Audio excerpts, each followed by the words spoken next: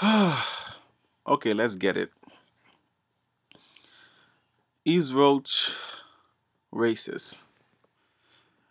I'd like to start off by saying I'm from Brockton, Massachusetts. So now I live in Boston. And I'm a Freddie Roach fan, as well as a Manny Pacquiao fan. But I'm a boxing fan in general. But it's not about boxing, really. It's about, is he racist? Now, I didn't learn nothing new from what he said, what Freddie Roach said about racist, the racist comments he made, because it's not it's not as if he was sitting there with his friends and called out and say, "Hey, you effing Mexican, or you effing Jew, get over here." You know, it's more like you're in a verbal sparring. You're the whole concept of verbal sparring is to try to get under the person's skin. Really, you're trying to say something that hurt them. If you're talking to a black person, you call them the N word. If you're talking to a Mexican, you call them wet something. If you're talking to Asian, you talk about their eyes. Whatever will get to the point. And nothing gets to the point faster than a racial comment. That's just the honest truth. If someone could find something else that gets to the point faster when in a verbal sparring where you're trying to win, then post that in the comment. Tell me something else he could have said that would get their attention, right? So what he said was definitely racial, but is he racist? Race is such a hard term to define. I know as a minority, it's easy for us to say, "Hey, this person's racist," because we're living it. You're black. I mean, or you're Hispanic. You know it from your parents taught it to you. You grew up knowing exactly what's racist, and you could feel it is being done to you. They're stepping on your toes, and you know how much pressure they're putting on there. You know, you know, Anglo Anglo-Saxon society will tell you, no, I'm not putting that much pressure on you, on your toes. You're just imagining things, and you're always saying that. But you're the victim here, so you know exactly how much pain you're feeling. So it all basically comes down to minorities will tell you what's racist and what's not. That's bottom line, and everyone else will just keep their mouth shut on it. Period. But they have to listen, and that's the problem. We never want to listen about whenever we talk about race. You know, racist people never want to hear about it. Like, oh, we gotta talk about that again because they're afraid they're gonna say something that's gonna expose them. They're not trying to learn and trying to change. Whenever you're trying to learn, you're trying to change. You're trying to better yourself. But when you're trying to put things aside, you don't want to know. Okay, so back on the comment.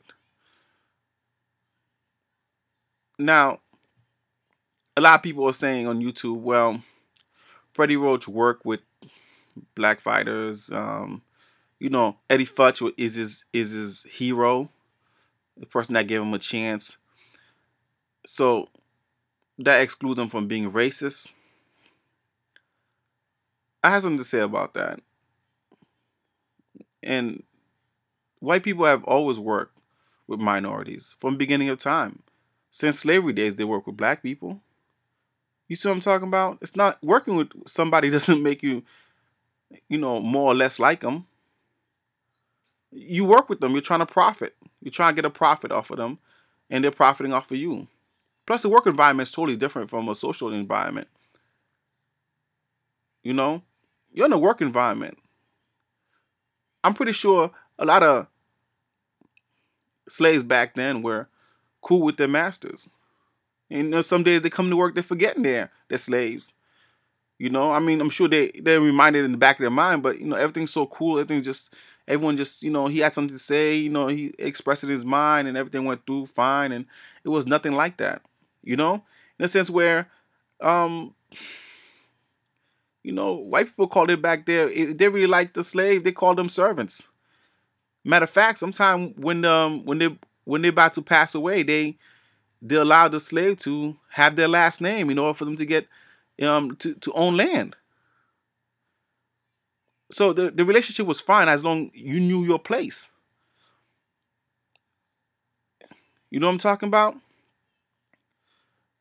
So when I heard that, it just brought me back to a speech Malcolm X had about bullets and ballots.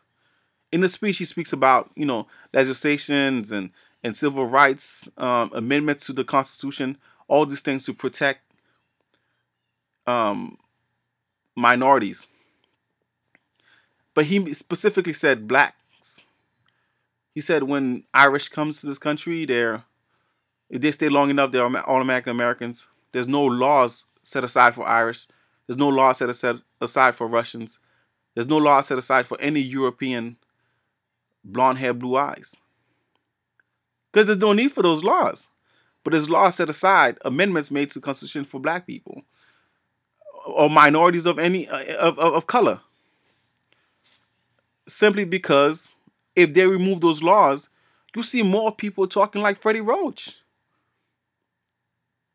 These laws are placed to protect minorities, but what they're really doing is, the other way of looking at it, they're restraining racist people from opening up and being themselves. Things they say among their family members, colleagues, or when they're mad or drunk. They can't say it now because this law is binding, holding on to, closing their mouth shut. They can't express themselves. That's why you see a lot of people saying, oh, everything somebody says is racist nowadays. They're right. Everything people say is racist nowadays. Let them speak. Does that change Freddie Roach as a trainer? No, it doesn't affect him as a trainer. He's a trainer. He's a good trainer. He should continue to have black fighters fight under him. James Toney being one of them. Another minority fighter, Oscar De La Hoya, fought under him. He should continue doing what he does. The fact that he said this out of anger, first of all, I'm not sure if he's racist or not. It's a verbal sparring. You're trying to win the fight. Proverb 18:21 says, the tongue has the power of life and death. So sometimes you're going to say something that hurts more than a punch does. And he was aiming to hurt. That was his goal. And he did it. So if we're going to talk about racism, I think we need to go further into the conversation than just somebody saying something when they're mad, trying to get at somebody. So, not trying to defend Freddie Roach. I know I'm from Boston, so I do like Freddie Roach as a trainer. I don't know him as a person, so I can't vouch for him or not. But because I can't say he's not racist, I really can't say he's racist either. So, and for the other groups, working or married to even to a black person doesn't make you less racist. You're benefiting off that person. You see what I'm saying? I know a lot of people that's married to black people. There's one of them that was in my church. Okay, he was racist. You know what I'm talking about. So, it's deeper than that. We need to take a deeper look at it. But this is not one of them. He wasn't racial yet. I'm sure he suffered whatever consequence they have for him. Hey, make it happen.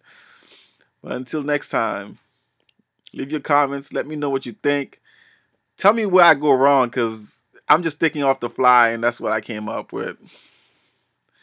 All right, peace. Till next time.